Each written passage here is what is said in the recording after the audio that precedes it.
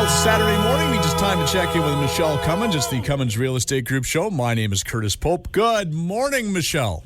Good morning, good morning, good morning. It's time to rise and shine. Well, we're going to start with a jingle. I like that. That sounds like a coffee commercial or something. Oh, I don't have my coffee in hand. Okay, we'll keep it for next week. I can hear it now. Cummins Christmas coffee. Good morning, good morning, good morning. Yeah, I can hear it now. Jingle, jingle. Well, that's what we're moving into.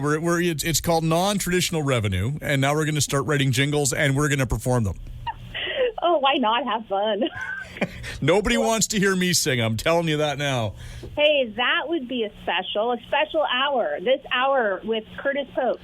Hear the tunes from Curtis Pope himself. I don't know if you can have actual negative listeners, but that's what would happen. Oh, my gosh, that would be so fun. Like karaoke with Curtis Pope. Okay, well, this quick little story for you here. I'm going to make it real quick. Long story short, when I was working in Prince George at my first radio job, I was out with some friends, a bunch of my wife's friends, and the one had a karaoke machine in her house. And after a few Captain and Cokes and a Garth Brooks Greatest Hits karaoke disc, they ended up somehow getting recordings of it and getting it to my coworkers. Oh, yes. And there's that fine line with alcohol of giving you the ability to sing and then taking away that ability. And I crossed that ability line. Oh, I have to. Do they still have it? Oh, you know what? The sad thing is there still is copies floating around of me singing Colin Baton Rouge and Friends in Low Places. And yeah, it was not pretty. Oh, that would be so fun. Karaoke's fun. Come on. Well, yeah, but you see, now, if I haven't indulged in too much Captain and Coke, then I'm more likely going to take something that I can probably maybe sort of possibly, stumble my way through, like a Johnny Cash song. Or, my go-to has always been Mac the Knife by Bobby Darin. Oh, okay. I could just see an hour or something to where we got to hear this. It's like a karaoke. Oh my gosh, that'd be so fun. Yeah, no, I love karaoke. It was not. They played a great trick on me. They made fake commercials, about this, compilation album you could order. And they would sneak it into my music logs. So I'd be sitting there minding my own business, doing my show, and all of a sudden this horrendous singing would come on. You've got some great coworkers. Oh, they were jerks to me, I tell you. Oh, that is fantastic. Oh, the other day, this is a couple weeks ago, actually, not the other day. Richard brought up one of his, amps or whatever and a microphone, because I'm always like, I want a karaoke machine. He's all, Michelle, I have a whole studio down in the basement. You're not getting a karaoke machine. Every year I ask for a karaoke machine for Christmas. No, still don't have one. So finally, he drug up his amp and a microphone, and I had a few drinks, and I got to have fun. Luckily, my neighbors are like 10 acres away, so they didn't hear the mess. Yeah, see, I have my drum kit in the basement, and because it's an electric kit, all you're hearing is kind of tapping upstairs because I got the headphones on, and I find myself singing along sometimes. I'm like, I'm glad nobody's in the basement. Oh, you don't know if there's a hidden camera there that your beautiful wife might have hit on you so she can have some wine in the hot tub and have a little giggle. No, because my wife knows she doesn't want to hear me sing. But the only good thing is that she would be the first to admit she's an even worse singer than I am. Does she like karaoke? She still is willing to get up and, if she's had a couple drinks and sing. And, as she says and said many times before, she's a preschool teacher, and she's the preschool teachers where the kids say, please don't sing. Oh, out of the mouth of babes. Exactly. Speaking of babes, how is your little BB? Oh, he's fantastic, and he did so good with the transition from the movies filming there for 10 days. He was out of his regular comfort zone, and it took him a couple days. He would kind of, once in a while at night, I'd hear his little meowing, like, where am I, or where are you? But you know what? He's doing great. We moved back into the main house, and it's really weird, because the first few days after the movies left, it still smelled like a movie studio. Like it smelled like the industry, which is really weird. No, I've done just a little bit of film work, and I did a lot of theater work, and I know what you're talking about. It's the smell of the lights kind of hitting those gels, the colored gels, and because they're plastic, they heat up a little bit, and they have a scent, and that's kind of this movie set or theater scent. I know exactly what you're talking about. That makes sense. And like gaffer tape Yeah. heated by the hot lights and lamps and everything, that makes sense. With just a hint of key grip. We got to keep the curtains. They actually handmade the curtains and drapes for the main floor, actually in the bedroom and the hallway too. And we have like pull down shades and not drapes and curtains. So I'm like, hey, those are fantastic. And they go with my couch, and because they kind of went with my color, and they used a lot of our stuff. But so they were like, we're not going to use them again. Sure. And so I got to keep all the curtains and drapes. That's very cool. Now, there's a question for you. Now, I know you know how to do this, and people could get in touch with you. If people have like a unique property or something that might work in film, how would they be able to do what you've done? Oh, my gosh. Okay, so I've placed so many of my clients' properties in the film industry. I mean, from TV series to movies, yes. So it is actually, the protocol is really easy. If we have a good video or certain photos, like from certain angles, they want from certain angles, we upload that onto their system. So the BC Film Commission has a film locations list. And so the location scouts, location managers can go on that, have a look at what's there. They get to really know your property, too. Once they use it, then they know it, and they will use it. So, they pay good money. And like the director and the location manager said to me is, Michele, we leave a place better than we found it. And sure enough, they did a whole bunch of weeding, and they re-graveled my front, and they planted a whole bunch of real flowers, and I got drapes. And no, they're really, really good. They want to continue filming in this area, and so people kind of get worried that 100 people are going in the house, and they're so COVID protected. Like they have the COVID unit. Everyone's really good. They get tested every day before they come on set. So it's really safe that way too, and they're fantastic. Yes, there's a whole bunch of people in and out, and there may be some scrapes, and there may be little things on the wall, especially if you have like a pristine property.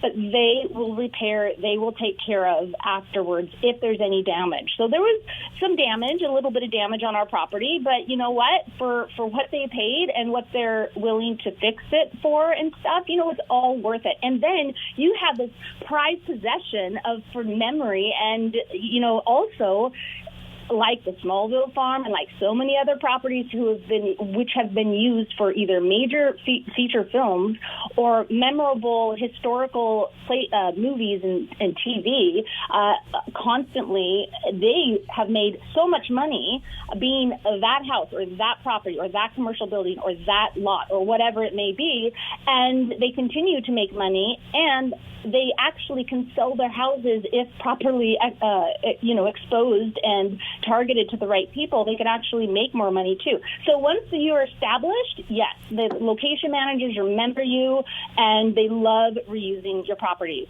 So it's really easy.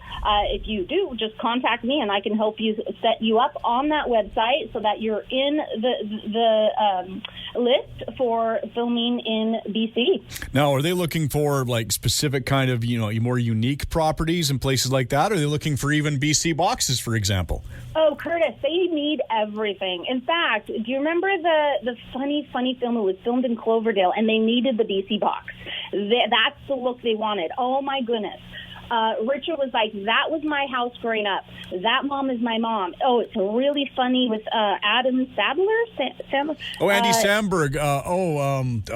Yes. I know the one you're talking about, where he's the stunt rider and the motorbike. Yes, I don't know why I'm drawing a blank on the name of the movie, and it's going to bug me. But yeah, I know exactly what you're talking about. Yeah, so they need the Taj Mahal to the BC box. I mean, they really can use everything and anything, and they do need everything.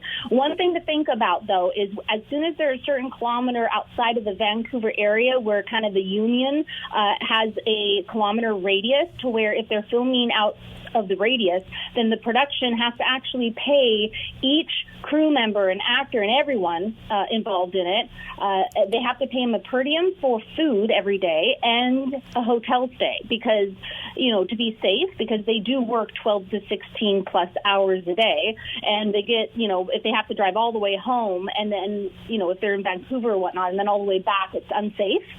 So so that's one thing. So like for us, the production said if they filmed the whole 15 days there, they were going to have to pay $150,000 just in hotel stay and food per diems for the crew and everyone. So they don't like to film too much when it costs them that much more. So they did break down the days to 10 instead of the 15, but that's something to think about. They'll still use it, though. Agassiz is used all the time. Harrison Hot Springs, they're right now filming. There's 2 or 3 Hallmark movies filming in the Harrison Mills area, like Sandpiper Gulf Estates. Sandpiper, they're filming there right now. So there's a lot of filming out of the area, but just something to keep in mind. Very cool. And the name of the movie just came to me, Hot Rod. Yes, Hot Rod. Yeah, it was driving me nuts. I'm like, come on, you know this movie. Okay, there we go. We got it. All right, well, we're coming to the end of segment 1 here. But again, if people want more information on how they can get their house into film and things like that, and more information on real estate, where can they go? MichelleCummins.ca. We're back with more right after this.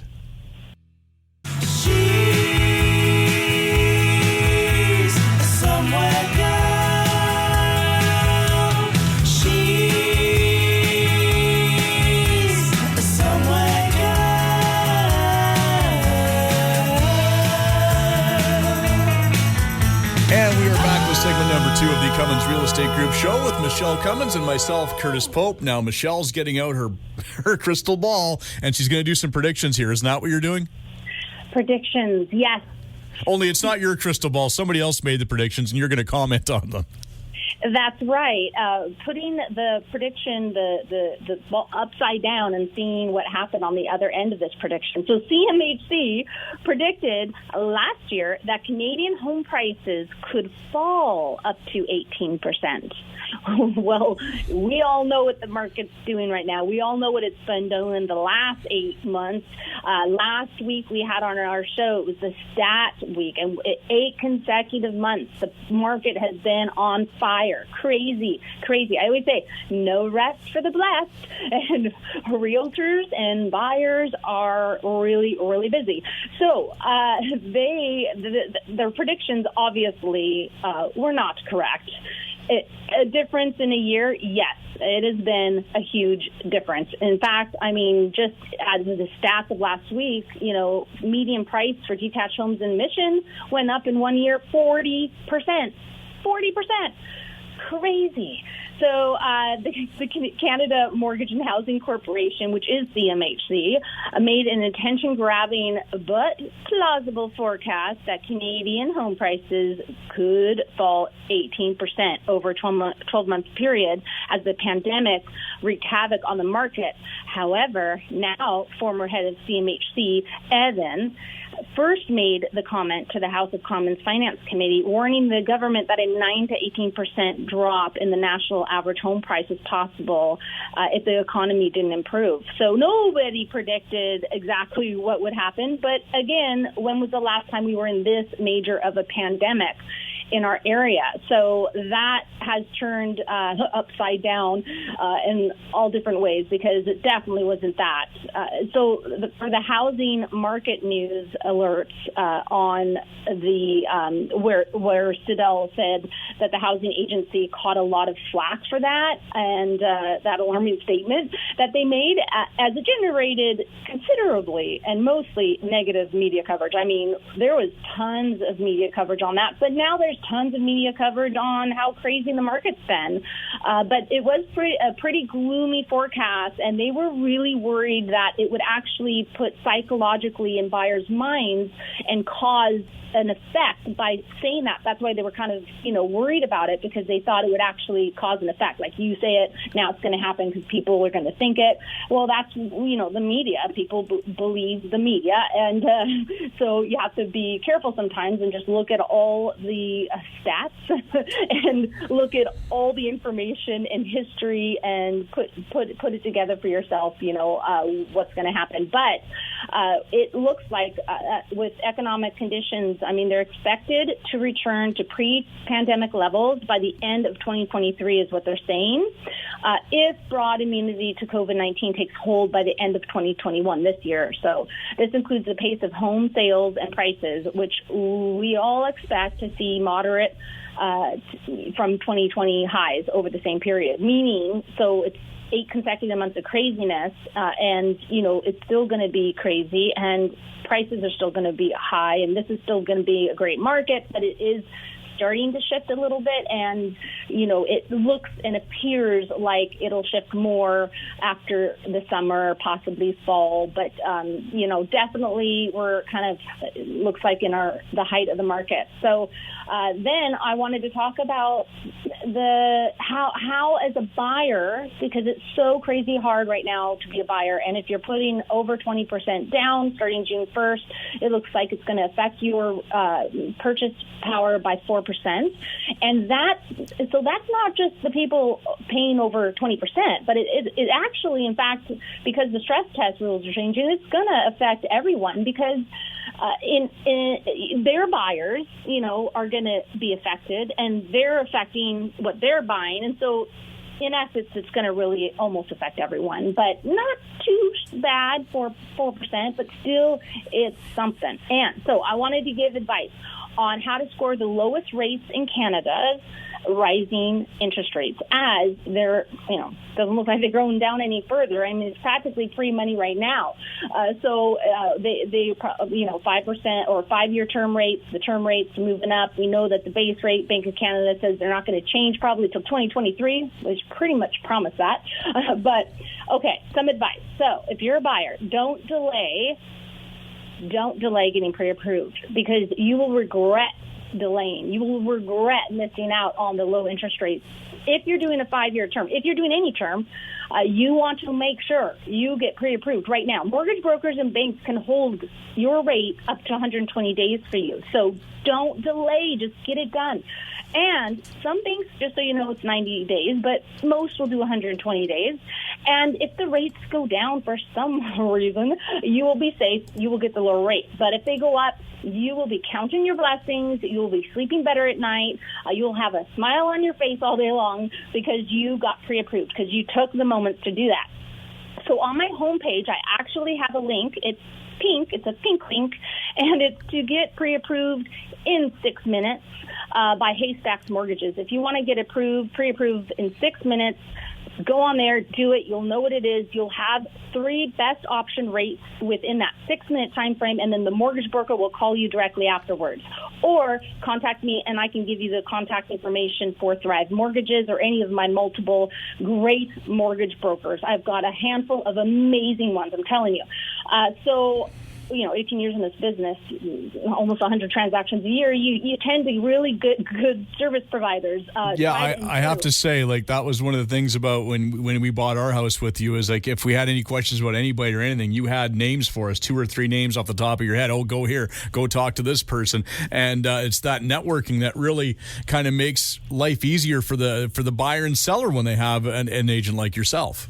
So true. And everybody loves a referral, somebody that somebody knows, and somebody that somebody's worked with, and somebody that somebody trusts, that they trust. So I'm glad it's very good. It took me many years to get really get to know a lot of service providers and how they do their work, and then to get to know me. So it did take time, but it was so worth the time spent really looking for good ones, because I got really good ones now. But okay, so the second point is make sure you have minimal debt and good credit and proof of adequate work income and a down payment of minimum 5%. So not bad.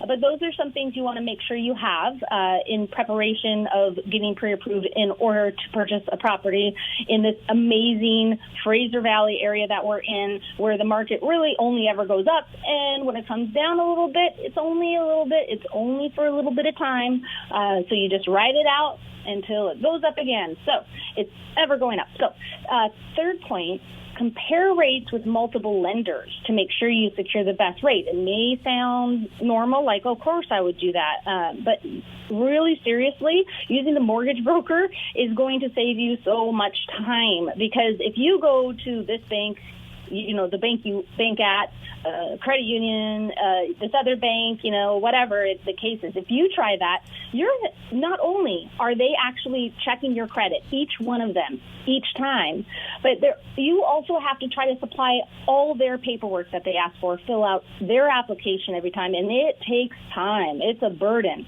All of us, time is money.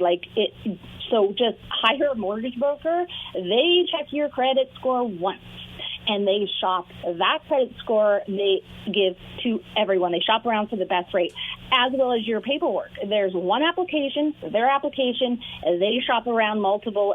They've got hundreds of banks and financial institutions in their cookie jars. I mean, they do that work for you. You only have to do it once. So that is a good tip for you. And typically you don't pay for a mortgage broker unless it's a commercial loan that you're wanting. So keep that in mind. And after your pre-approval, do not purchase anything like a car. Don't get a new loan or lease.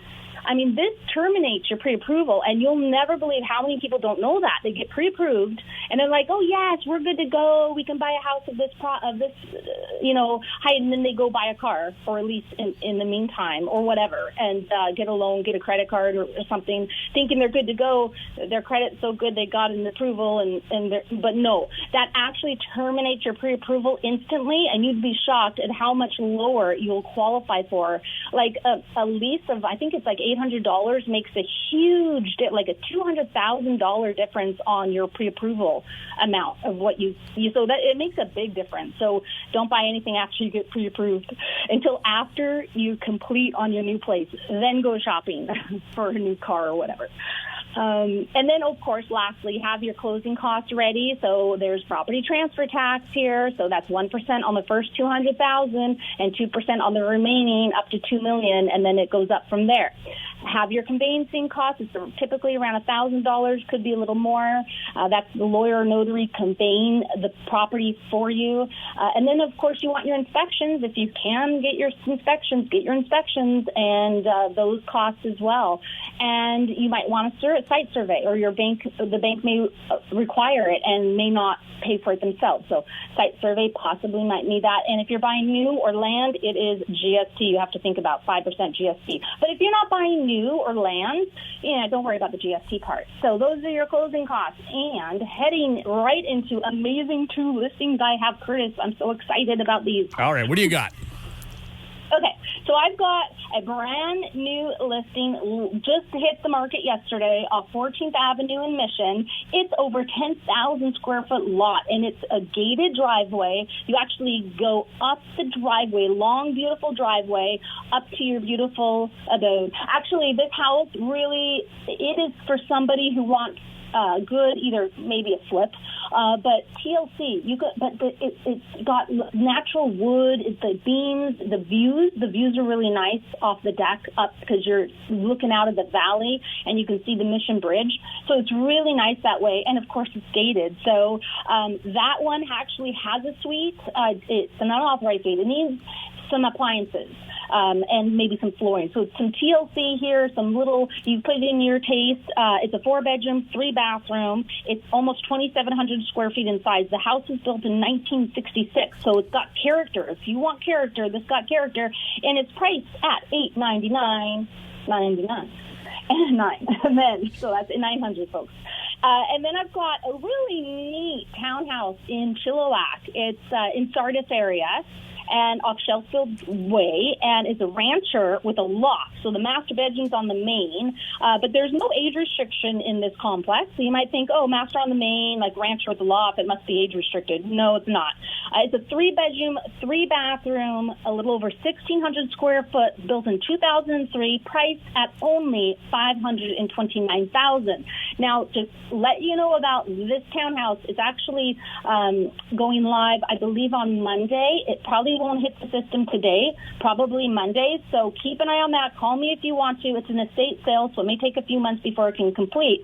But the last ones that have all sold in there, there's a couple that just hit the market last couple of days, but I know they've all gone multiple offers, way over asking, around 75 or so. But this one doesn't have many updates. It's very clean, but not many updates. So that could be a really good deal for somebody who wants that. So $529,000. And then I've got one coming up next week. Also, I thought I'd throw in here off Williams Avenue in Mission. And I don't have a price on that yet, but it's 4 bedrooms, 3 bathrooms. It's a very large home. And keep an eye out on that one because everyone's looking for great places to live. And when you see a new listing come up, it's pretty exciting. So that's it. Quote of the week, sports teach us discipline and teamwork. And so I thought I would bring a sport quote this week. Obstacles don't have to stop you. If you run into a wall, don't turn around and give up. Figure out how to climb it. Go through it or work around it. And that, my friends, is Michael Jordan.